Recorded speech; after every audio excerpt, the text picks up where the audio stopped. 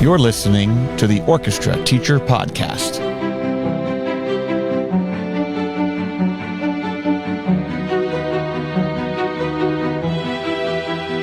Welcome to the Orchestra Teacher Podcast. This is Charles Laux, and I am your host. Looking forward to another great episode here. We have amazing guests. I hope you're all enjoying your break. And if you're on break, which if you're an orchestra teacher in the public schools or private schools, I'm guessing that you are on break right now. But our guest today is Mr. Jim Van Eizenga. He is in his 10th year of being orchestra director at Novi High School in Novi, Michigan. He's a viola player and has done some just amazing things in his state and for our profession. Jim holds a bachelor's degree in music ed from Western Michigan University and a master's degree in music ed from Michigan State. And as a Buckeye, I won't hold them against him because, you know. Anyways, welcome, Jim, to the Orchestra Teacher Podcast. It's so great that you're here. Yeah, thanks for having me, Charles. We wanted to just get to know you a little bit first, and then we have some topics that we had talked about that I think will be really interesting for our listeners. How are you enjoying your break? It's good. You know, it's a little busy, kind of a whirlwind. Parents and in-laws and all of that. I'm actually at my parents' house right now in Grand Rapids, visiting them for a few days, and so, yeah, it's been good. Get to enjoy yourself. Are you gigging at all? No, actually. Good. I'm not. So, that's good. That's good. Yeah. Yeah, you don't. Yeah, it's been a nice break. Yeah, I hope all of you guys out there are taking some time for yourselves and just stepping away from things. Now, the Orchestra Teacher Podcast is something I do on the side for fun, but I'm trying to step away from my duties at school as much as possible and just really enjoy the time, and have been doing that. Most of the time I record and do these podcasts, my family is sleeping or away or wherever. So it's something that I do because I enjoy it and because it's just something that is very rewarding for me personally and professionally. So enjoy that. Yeah.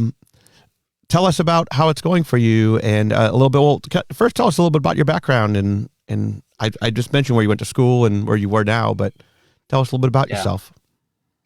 So I actually started on viola in 6th grade, which is a little, a lot of my friends that play viola maybe started violin or something else, but I actually started on viola because my friend across the street was like, hey, you got to play this instrument. And then he quit, and now I'm an orchestra teacher. There you go. So, yeah. And so then, very fortunate, went to Western. And while I was at Western, I had a lot of really great support from my professors. And my wife is also an orchestra teacher, and she was there. That's where we met. Mm-hmm. And she is actually from Northern Michigan in Gaylord. And so we started going up there and teaching lessons and got hooked up with the community orchestra there, which I now conduct. And great. Through that, got hooked up with the Alpena Symphony, which I'm also the conductor of now. Oh, wow. Okay. On my weekends. And so, yeah. And then, school is school and you're busy. COVID is COVID and all that. Yeah. Yeah. Yeah. You mentioned your winter concert happenings. Tell us what happened with your winter concert there. So Novi is about 40 minutes from Oxford, Michigan. And so after everything there, there's a bunch of threats and things. And so we were out of school. We came back to school on Wednesday, and then we had no school Thursday, Friday because of different threats. And then Monday, students still did not come back, and teachers came back. Well, we lost Jim there on the Zoom. Oh no. Okay, go ahead. No, it's just real quick. Okay. It's fine. This happens, and it's totally fine. So I think we lost you. The teachers came back on Monday. So teachers came back on Monday to talk about how we're going to welcome the kids back and review our safety procedures and all of that. And I was supposed to have a concert on Tuesday, and the kids knew this, so they were emailing me frantically on Thursday, Friday, like, I need my instrument. I left that at school, and so my colleague and I loaded up a bunch of instruments and drove them all around to kids' houses because they wouldn't let the kids come get them. And so my principal asked me to move my concert a day from Tuesday to Wednesday, and so we just kind of did it, and I told the kids, like, it might not be our best sounds that we've ever made, but we're going to just enjoy having the chance to make music together and be together and all that. And my officers really stepped up and went and bought a bunch of Christmas decorations and made sure the stage was nice and bright and festive and trees. And they pulled the screens down and had the 10-hour fireplace video playing. Okay. Yeah. All that. So it was a nice winter concert. Yeah, that's great. That's great. Yeah, it's really tough to think about all that has gone on, particularly in your state, and having to deal with that. And, the safety of our students is obviously the number one concern. So music, concert, whatever, or no music, that's the most important. And so I'm glad that you guys were able to address that and, still do your concert and your, your semester or whatever, on a positive, in a positive way. So, wow. Yeah. Everybody out there, definitely thinking about, what's going on. Yeah. That's really hard. All right. So, I think you're frozen again. Are you there, Jim?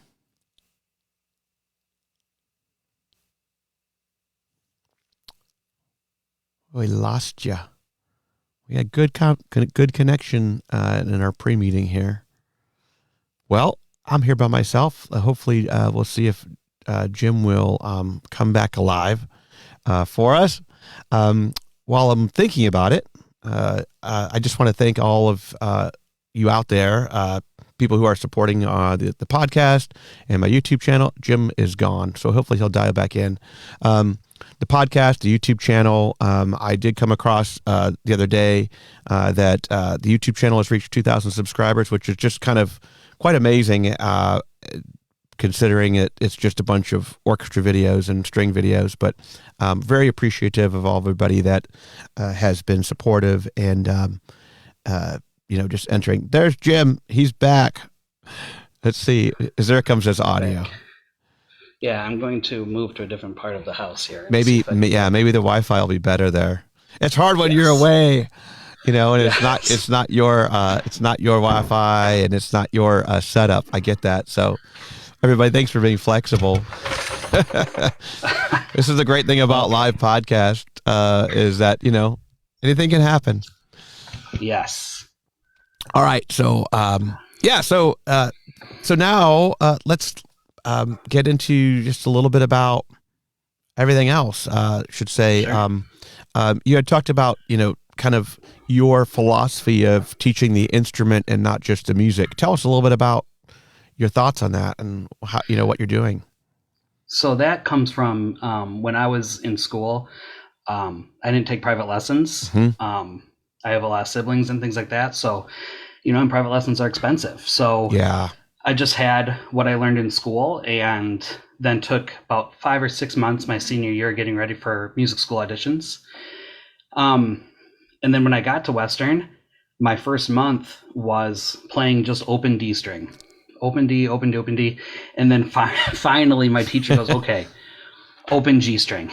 All right. I played like two notes on open G and she went, no, back to D. And I was like, okay. You did it wrong.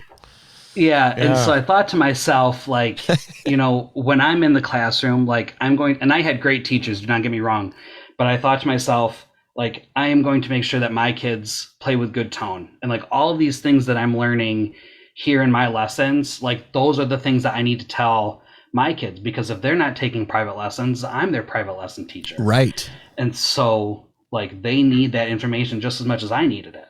For sure. So that's kind of where that comes from in this. I think sometimes we get really caught up in the concert, like the concert has to be good and this music has to be good and whatever. And I'm sometimes a little bit okay if the music itself is a little iffy. If like in that rehearsal cycle, we got really good at one thing, like maybe it was a bow distribution we were working on, or the bow hold continued to get better or something like that, to make sure that they have the skills to move on. Yes. And either up the levels of the orchestra or to go on and play in community orchestra or anything like that. And so that's kind of where that philosophy comes from. is, not everyone can take private lessons. And so I need to make sure that they have that we need to get good at the instrument, because if we're good at the instrument, then we can play all of the music. Right. Whereas I think a lot of us, we say, here's our 3 pieces for this concert.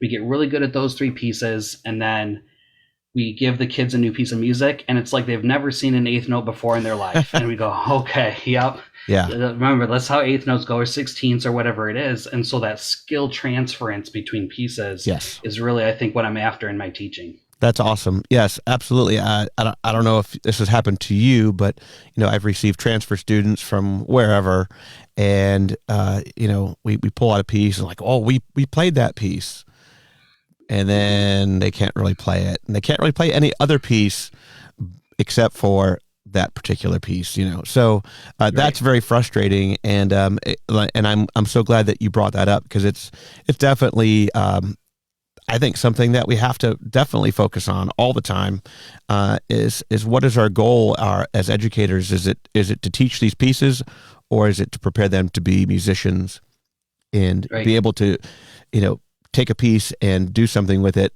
or play with friends, or play in an orchestra, or whatever it might be. So absolutely, that's really, really important that we're thinking about teaching that instrument rather than and teaching the musicianship skills that, regardless of what instrument they play, even they can take those with them. That's why I just love teaching phrasing and talking about it, and having kids interpret and respond to that, because it makes them think. It makes them kind of think deeper than just, oh, am I playing these eighth notes right, or whatever it might be. So. Yes, and that's I'm presenting at the Michigan Music Conference here in a few weeks, kind of on that topic. This, developing their musical agency, making sure they can make decisions, and it's not just always a top down thing. Awesome. So then they can do chamber music or whatever, and make sure they can look at a score effectively, and kind of work through the different levels of that to make really good bowing decisions, or phrasing decisions, or articulations and things of that nature. So that's, and it's different with every level. For sure. My top group is making their own bowings, to whatever piece we're doing, and my bottom group, it's okay, why would we crescendo here, or why is this a down bow, or why is this an up bow, and really getting after the why we do things the way we do them, or if we can change it up, why should we change it up, and getting after that. Yeah, absolutely. It's important that we question our students and challenge them to be creative, and to think, don't just necessarily play what's on the page, because there's a lot that's not on the page that we do.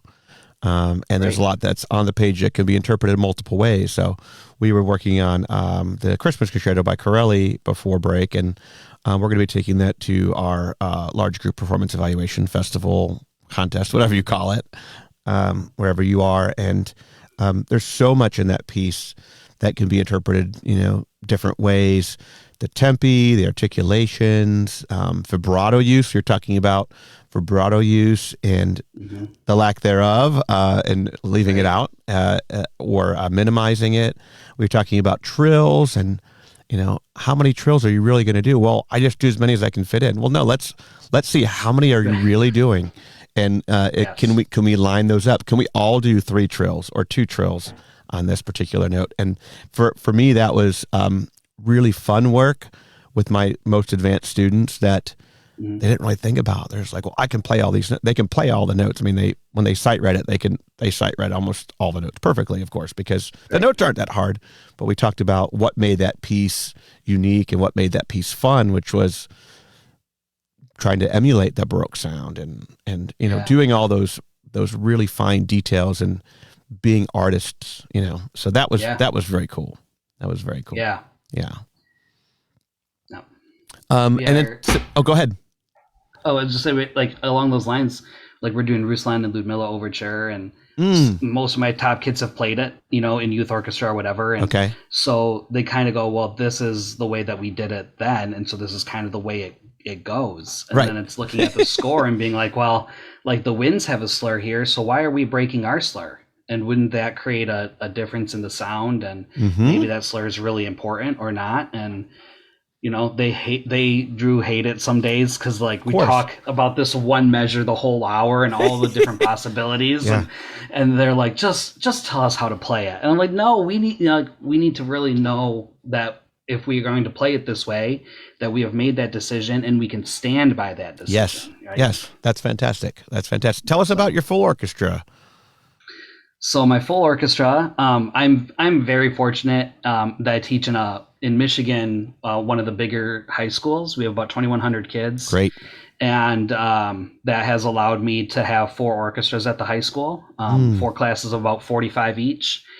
And my top group does full orchestra, and they really are great. We send a lot of kids to All-State every year, and we can do some really great stuff. And that is both kind of good and challenging because Sure. I need to up my own musicianship game a lot to make sure that I can conduct and do the repertoire that they need and want. Mm-hmm. So, but it's a lot of fun, and my kids also though are very opinionated on what we play and what we don't Right. we don't play and how we play it. So it's a lot of fun having that full orchestra, and I do I don't have any kids myself, so I have the ability to do evening rehearsals pretty Great. easily without Okay. having to worry about family. Sure. And so we do 5 to 7 Monday nights. Yep.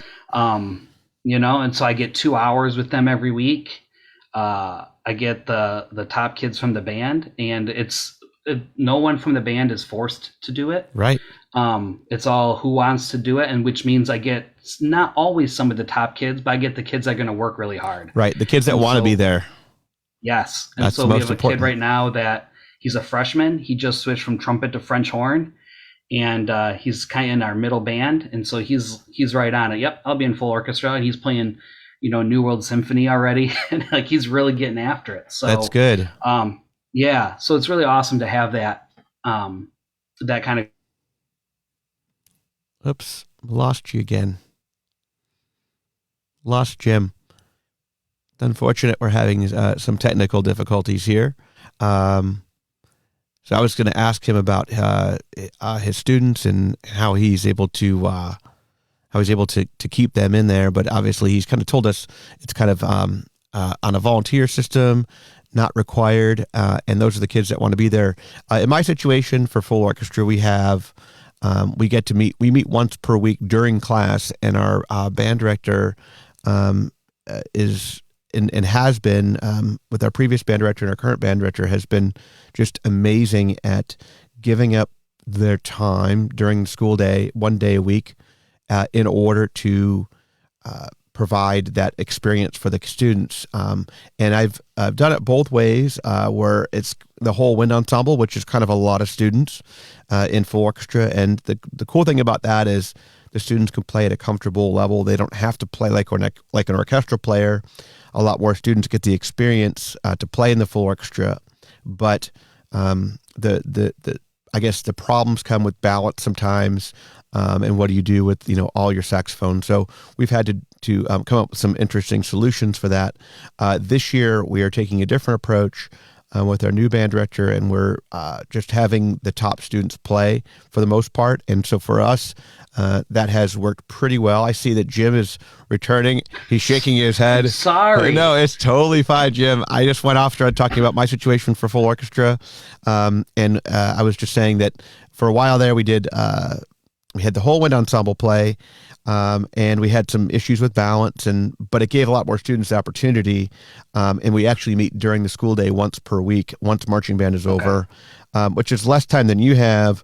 But for us, it kind of works. A lot of our students will not be able to do evening rehearsals due to the 8 billion things that they do. Yep. And it is tough for me having kids and family things. And I'm also 40 minutes from school, so that doesn't make it easy to come home and just fly back real quick. Anyways, it sounds like that is going really well for you, and you're that's great. You have that time, and you have the students who just are on it and after it, and sometimes the student that will develop a really interesting culture within your program is just to have those students even if they're not the quote unquote top students, they're the ones that are working their hardest and that want to be there. Yes. And sometimes those students are actually better than the ones who are the top ones anyways, just because they're making that really, really, vigilant effort to like Yes. do it. So, Yep. yeah. And that's exactly what we have with some of our horn players and things like that, which is awesome. It allows us to really, I don't have to necessarily worry as much about what pieces I'm going to do, because I know they're going to take it to their teacher, or they're going to stay after school and get help or whatever it is, and really make sure that it happens. So it's been awesome. And we've played some great stuff, so. That is what so you're working on the Ruslan right now. What else are you guys working on for your upcoming? So the top group is doing Ruslan and the last movement of New World Symphony, which is one I've been here 10 years. This is my 10th year, and this is the third time I'm going to do that movement. But the kids that's one that the kids really latch onto. And, every 4 years the kids go, we want to play New World, and all right, so let's do it. Yeah. And, but then again, they'll work harder they'll work harder at a piece if they want to play it, Yes. That's but for their string piece, I'm kind of going not outside the box, but I rented a work called Listening to the Land, which is from a broader suite called Broken Ink by Zhou Tian, who is a Chinese composer. He teaches at Michigan State. Oh, wow. Yeah, he gets played by Chicago Symphony and all this. So if you're interested, definitely check him out. But and how do you spell that? How do you spell that name? Zhou. Zhou. Tian. Okay. And so he has this movement from the bigger suite orchestrated 3 times for like a large orchestra, a medium-sized orchestra. Those are both full orchestras, and then a string version. So we're going to do the string version, and has the kids. It's really tough. They kind of come from some tremolo triplets to false harmonics right away. Whoa. Okay, so it's contemporary piece, very contemporary sounding. Cool. Yeah, it's beautiful. It is absolutely beautiful. So I'm looking forward to doing that. And the kids aren't so sure about it, but I'm like, you'll love it. It'll be fine. Just sometimes you have to convince kids that the piece will grow on them. Yes. And one of my quotes, I think I got it from one of my former colleagues from Ohio, Mark Scholl, is do not base your opinion of this piece on your inability to play it, for the first time or whenever. And so for me, I use that quote, and I just know there are pieces that the kids are going to like, but they just don't have that understanding yet, of a lot of them, it's the dissonant harmonies. They just haven't heard, or it's a new scale or mode and it doesn't sound familiar. So it's just a matter of them getting used to it and starting to appreciate it. And for me, I get excited about it and talk about it, and that eventually gets to them, in the same way. Yep. Yeah. So, and then tell us about your community orchestras that you're conducting, you're guest conducting, you're associate, your main conductor, or how does? I am the main conductor. Wow. Yep. Of 2 of them? No. Of 2 of them. Wow. Yes. Okay, so you're super busy. Tell us a little bit about those, and how they're how they're comprised. What kind of community members are in them. Yeah, so I love community orchestra. Absolutely love community orchestra. I think it's probably one of the best things that we have in our society. And I play in my own community orchestras down here, downstate, but we go up to Gaylord. Like I said, we've been going up there now for 12, 13 years and teaching some lessons. And the Gaylord Community Orchestra used to be called the Gaylord Chamber Orchestra. Okay. And so my wife grew up playing in that orchestra. So she started bringing me up and some of our friends, and we play every once in a while. They did about 4 concerts a year, and everything was going well. And then, there's a financial downturn and all of this, and the orchestra was like, the board was like, we're done. And so a group of us were like, but, we'll become a volunteer group. Like, this is really important for the community. And and all that. And I was really getting into conducting at school in my undergrad. So I was asked, if I would want to conduct a little bit, and I said, sure. And so we did a Pops concert, the first concert, and then we kind of did a concert a year as we could get people to come and volunteer. And that has just kind of grown as people moved into the community, wanted a place to play and all of that. And they have strong band programs up north, but not very strong string programs other than in like Traverse City. So we've been trying to build that a little bit. But, people retire up there and all this. And so the Gaylord Community Orchestra is comprised of kind of all levels. Like there's people that they came to the violin as an adult, and just want a place to play. But my concertmaster has a DMA in violin performance. Perfect. My principal viola, until she retired, she spent her career in the opera orchestra at the Kennedy Center. Wow. And so like there are people that truly know that. And like as when I was start conducting them, I was 22, something like that, 21. Yeah, so you're like, so like, yeah. So it's hard to be like, yeah, can we do this differently? And have them look at me and be like, no. And so, They gave me the eye. Yeah, they were super supportive and very helpful. And my principal violist in particular, she was like, you're doing a great job and this and that. And she told me conductor horror stories, and she's like, you're not that guy, and all this. And so what we do now is we're back up to 3 or 4 concerts a year. And we do, because I'm teaching full time and all that, and Gaylord is about an hour south of the Mackinac Bridge. And so it's about an hour and a half for everybody to kind of drive in that wants to come. And so that's a lot to do weekly things. So we don't. And no one was really interested in that. And so we do a Friday night rehearsal for 3 hours, a Saturday afternoon rehearsal for 3 hours, and a Saturday night concert. Boom. Okay. So it's not a weekly commitment. No. Which, for me, I think that would fit me better too. And I'm not getting to play as much as I would like to, basically because of family, time and busyness at school and some other obligations I have. And so, not that they're bad obligations, they're just things that I put first, family. But having a schedule like that, I think for a lot of people would be more appealing, especially if you're driving a really far way, but just even if I wasn't, it would be still more appealing. Is like, and I'd still get, I think I would still get the feel the value and the enjoyment out of it. Yep. Nice. And so it becomes a challenge, how do you program for that? Right. The winds are really strong. Okay. Our string sections are small. But we have some really good players, and, we have some weaker players. And so trying to balance that. And it's one of those things like, well, the trombones really want to play. And so you try to push toward romantic works, but that ups the level of the string players have to be. But the string players can kind of hide a little bit more in some of that mess. Some of it, yeah. And then, but that's really hard, and it pushes their range of the instrument. So you go, okay, so maybe we'll do like Beethoven, but then that's got to be a little bit more cleaner. And if it's not, it shows. Yeah. Same with Mozart and Haydn. And so Absolutely. This last concert we did was we had Feng Yi Sun, who's the violin professor at Central Michigan, come and do Mozart Violin Concerto No. 5 and nice. Alpena Symphony No. 10. Oh wow! And then we did Frank Ticelli released a flex version of Earth Song.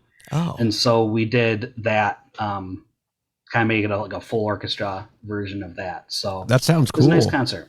Yeah. Yeah. And then do you get the opportunity to like pay some ringers to come in? So we pay mileage for everybody. Okay. And then. Hopefully be back. Get the mileage part. And now Jim is taking another hiatus here from doing our technical difficulties. We are on Zoom right now, and I haven't had a lot of problems with Zoom in terms of connectivity. So it's definitely causing Jim some problems today. We apologize, all of you guys. Are you there? You're back. Yes. Okay. Sorry. All right. No. I'm so sorry. No, it's totally fine. It's totally fine, sir. this happens. When I edit the audio podcast, I'm just going to take this stuff out. But when we're live, hello everybody out there. Don't do that. Well, go ahead. So you're telling me they pay mileage and. Yeah. So like if we get really desperate, we'll give someone $100 or something to come sit in and help out. Mm-hmm. And Joanna's family lives on the lake. They have a family cabin up the road. Nice. And so when we were at Western, we would bring our friends up. We'd recruit during the weeks and all this and drive them all up there, house them at the lake house and feed them. And fun. They'd come play a concert. And a lot of times we would try to do things that we knew they already knew. So it wasn't like they had to learn a whole new symphony on top of schoolwork and other things like that.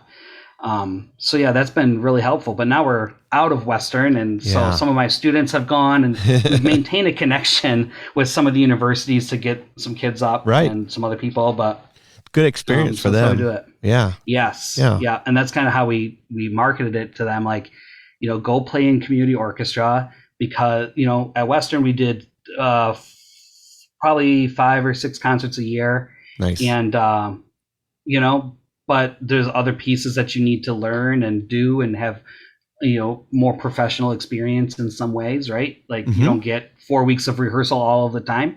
You get 4 rehearsals or 2 rehearsals or something like that. Yeah. So, yeah. That's cool. I love that idea. I love it. And it's great that you're able to, still do some more conducting on the outside and just in the enjoyment. It seems like you said, you just love the community orchestra and you love that it is as an organization, but also that musical part too. Yep. Yeah. I'm gonna go ahead and open up the phone lines. And if any of you are listening, we have a few listeners out there that want to ask Jim questions or just say hey or whatever. The number is it'll be up on your screen here in a second. It's actually 678-901-9035. Again, 678-901-9035. And I just got to make sure that my phone is ready to rock on this. And then we'll be able to take your calls. It is ready now. And like I said, I think that those the number will be coming up on your screen here momentarily.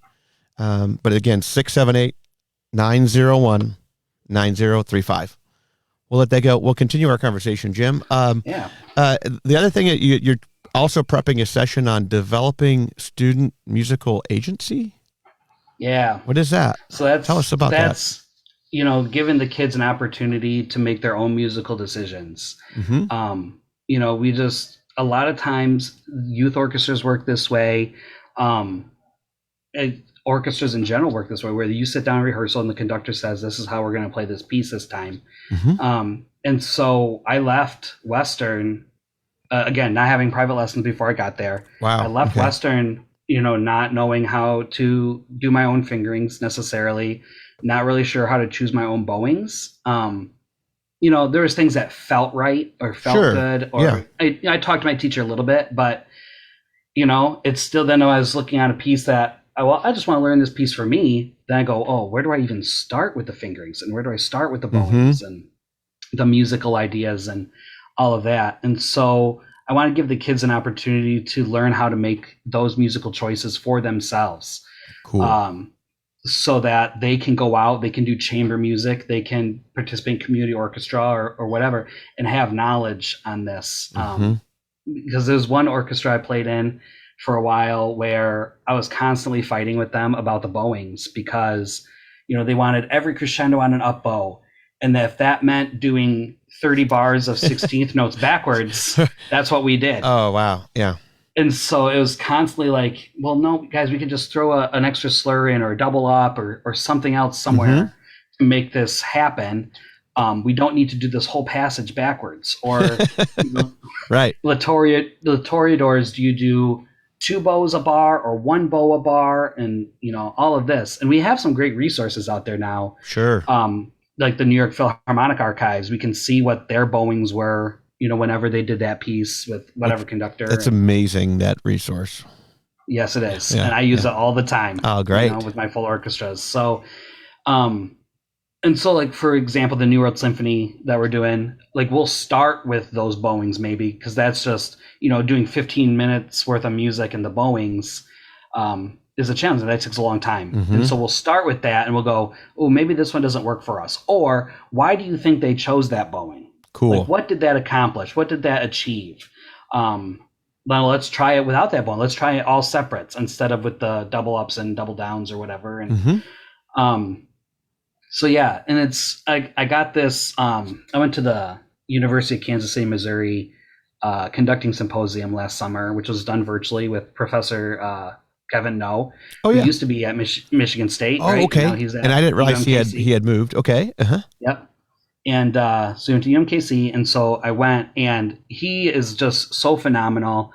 But he kind of has this checklist, right, of like context, harmony, length, range, orchestration, markings, and then your general intuition. And Cool. he kind of works through all of that so that all of your musical decisions come from the score, with a little bit of, this is how I kind of feel that music, right? And so I've kind of stolen that from him. And to use with my kids, to give them a frame of reference for that when we look at the score, here are the things that we should be thinking about first. Yeah. And now, so now we've made all these decisions from the score. Does that line up with kind of our musical intuition or not? And if so, which one do you think should win? And generally it does, of course. Yeah. But right now we are fighting about this Ruslan bowing at the beginning. Dum bum ba dum, it's slurred. Dum ba bum. Oh yeah. And so there's a lot of people do down, down, up. But there's a lot of youth orchestras and things go down, up, down. Yes, and that's how I see it a lot. Yes, and that's how the kids want to play it because that's how they've played it in the past.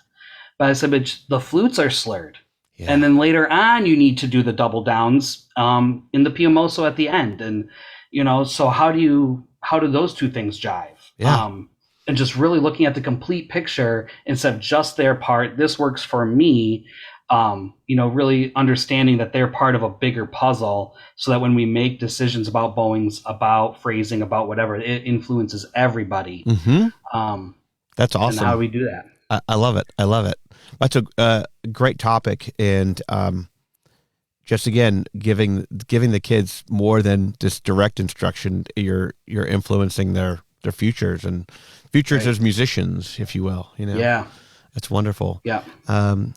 Cool. And then the last thing that you had mentioned was talking about, a conversation about student teachers. Do you currently have one? Do you currently have? No, I had one last fall. Okay. Which was a challenge because we came back from COVID. Oh yeah. Had 12 kids in the class and all of that. Yeah. My thing with student teachers is, as I talk to colleagues, around the country and about student teachers and what they're seeing and what they're not seeing, we have this conversation a lot where they're really green. And it's like, of course they're green. They're right. Brand new teachers, right. They're going to be green. And so a lot of times we don't let them work with our top orchestras, because, well, they're not ready for that. They're not ready for that. And then someone from a storied program, they go to Midwest and ASTA and they play in all these great festivals, whatever. They go, well, who's going to take over for them? And nobody has had the training of having to handle that top orchestra, Yeah. And so unless you've made opportunities for yourself, conducting community orchestra right. for me was huge. Absolutely. So now I feel I can handle a lot. But if you don't have that experience, you can't, and it's always a worry. And so I just, as I talk to colleagues, I'm always left with this so we're worried about who's going to take over this program, who can conduct Tchaikovsky or Beethoven or Mahler or whatever your orchestra's doing. But yet we don't put the training teachers, the student teachers that are training to do this job in a position to actually be able to do it. Yeah. We let them work with our freshman orchestra or middle orchestra and then that's it. And so they're doing these, grade 3 pieces at the most. And then we go, well, they're not ready for grade 5. And what are you? You were not ready for grade 5 at one point, Right. and somehow right. you got there, Yep. and that was probably someone gave you an opportunity to do it. Yeah. You know, like when I started conducting community orchestra, I just asked. I asked someone like, "Can I conduct this one time?" And he's like, "Sure." Yeah. And so that's it's difficult. I remember when I was moving from Las Vegas to Florida, and when I was in Las Vegas, it was the start of my career. I had taught 7 years there. I had done middle school the whole time, and I had I would say really really good middle school group, and I had a chamber group there that played some grade 4 stuff. But there was definitely this doubt. Can he do it? Can he teach high school? I'm not sure if he's ready. And I think that part of that doubt and not being able to really prove myself teaching high school maybe have cost me the decision of a job, right when I first started doing that. And it takes a little while to prove yourself, and you're going to make mistakes. You're going to pick the wrong piece. You're going to do that. And not to say that our students are guinea pigs for us to experiment with, but at the same time, like I knew that I was driven. I knew that I had it in me. I knew that I could do the advanced repertoire, and I proved everybody wrong. But That's right. That's right. and I still love That's teaching right. middle school. But I that's why I love my situation. And I've mentioned this before in the podcast. Is I have everything from students who have trouble just holding their instrument with proper position to kids who audition for major music schools and everything in between, which for me, that's the spice of life and the spice of teaching is being able to have that gamut. I think I would be bored if I wouldn't say bored, if I had 4 chamber orchestras like I have my top group, like I had 4 of those. Right. I love those kids, but I also love my first period class who some of them struggle, and I get to teach the beginning pedagogy, and I'm writing some exercises right now that based upon what we did first semester and based upon where we are after COVID and ear training is a problem, following the conductor is a problem. I have a whole bunch of things I'm going back second semester, and this is what we're going to drill. This is what we're going to focus on. I just love that part of my teaching as well. Yes, and for me, I think that's the building blocks of even doing the top orchestra. I work with them on bow hold and bow distribution, just like I do my freshmen that struggle to play grade 1.5 even sometimes. Mm-hmm. And I wouldn't be able to do what I could do if my middle school teacher wasn't so awesome, and the elementary teacher and all this, and my wife teaches elementary, so I steal games and tricks from her all of the time, for the beginning kids. And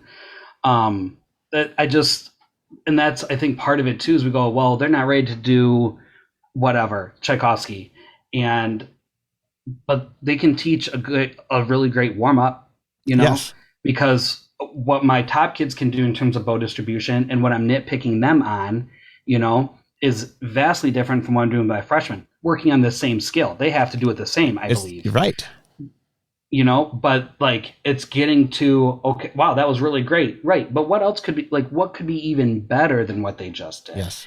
And it's getting them. And so with my student teacher last fall, I made sure she got time with the top orchestra, and there's a little bit of a different situation where she was kind of coming to teaching orchestra a little later. And so, I let her do the thing, and it was really uncomfortable for her. She was really out of her element, but that was the only group that we could have come in to do full at the time. And so she was doing great during the day with the younger groups. And then that was a struggle for her, but she now has that experience. Yeah. She ultimately was like, I don't think I'm quite ready for this. Right. I'm going to stick and really focus on these. I was like, great. But now she has the experience. Like, so when she goes and gets whatever job, she can say, well, I worked with this group, and these are the things we did, and I taught. So I think that's really important, especially if we want our profession to just further and get better and better. We can't kind of gatekeep our top orchestras. Right. I think. Yeah, you can't and it's not fair to the profession and to the students that are coming up to do that. Right. One of my colleagues and an amazing Georgia colleagues here and great friend, Sarah Blackball, commented on the Facebook. She said she actually finds that the student teachers do better with higher level students, and she teaches middle school, by the way, but they're actually close to that level of playing, and then when they really have to fix things or maybe multiple things, she said all bets are off, which could also be the case too, where your higher level students, they're going to have to go in and maybe just fix some smaller details.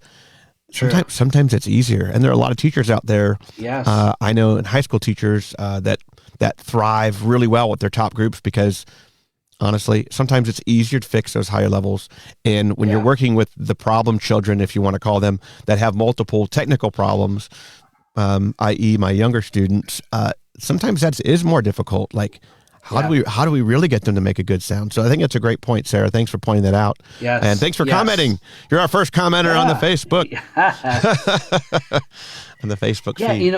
I think we see in our student teachers, because our band program has student teachers a lot. And so what we've seen is when they work with concert band, for example, they want to come in, more crescendo or this and that. Mm-hmm. And it's like, well, why isn't that crescendo happening?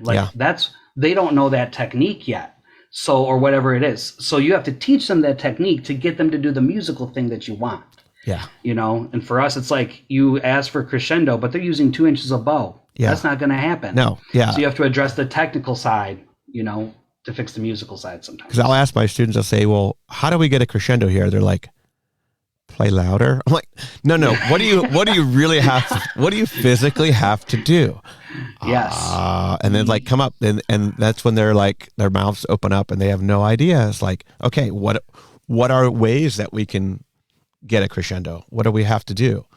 We could use more bow. We could use more weight. We could play close to the bridge. We could move from the fingerboard to the bridge. We could do all these things, but they don't always know, and so we have to remind them again and again and again. Yes. And that's our job, right? Absolutely. Well, Jim, this has been awesome. I'm so super excited that you're able to come on, and I'm sorry about having those couple technical glitches, but I'm really sorry. No, it's all good. But I'm just it was so cool to hear your ideas. I think there's some wonderful things that you're doing. Good luck with your community orchestras, and thanks. The start of the new year. I'm hoping that, knock on wood right here, that that COVID will not hurt us too badly in second semester. My students are looking forward to a trip to Washington, D.C. and same. We're going to New York. Okay, and I'm just crossing my fingers and hoping that it'll just be a short wave here. I know that we're in a new wave, but again, it's been a pleasure talking to you. Just again, thankful that you're here, and great to get to know you, and wish you a happy New Year in 2022. Thanks, Charles. You too. So absolutely. So I'm going to get signed off here, and thank you so much, everybody, for tuning in. I don't think there'll be any more podcasts before 2022. So for all of you guys, have a wonderful, wonderful New Year.